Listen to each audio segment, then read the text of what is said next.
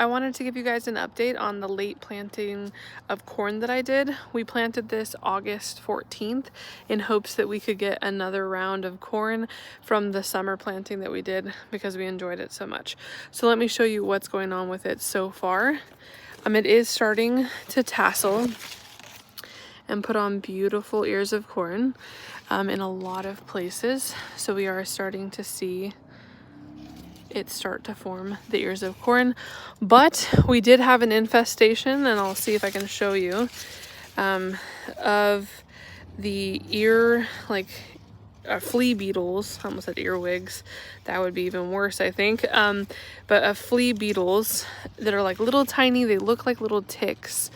I think there's some right here, but they look, it's not wanting to focus. But they are just little pesky things. I just smash them, if I'm honest.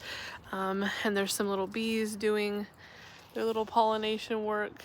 They've been all over this today. So we did have an infestation. I did not have this same pest pressure when I planted the spring/summer planting of corn over in this area over here of the garden.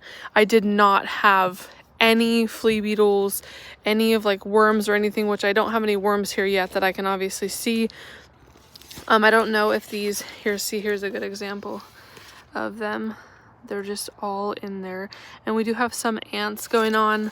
I have literally just been blasting them off with a hose and smashing them when I see them in hopes to like kind of knock back the population of them, because they were all over these.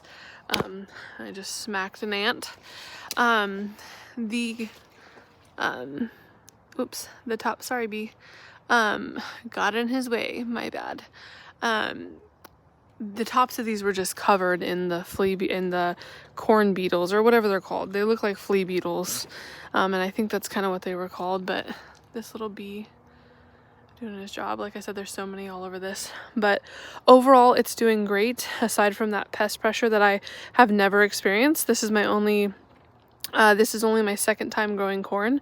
So definitely, if you have any tips for dealing with those flea beetles, definitely let me know. See, this is a good example of like, it was really bad and I smashed them. So if you have any tips for preventing that, or maybe it's a soil imbalance, definitely let me know in the comments. But so far we're getting ear development on the corn, and it's looking overall pretty lovely. So if you want to follow along, definitely like and subscribe, and until next time, take care.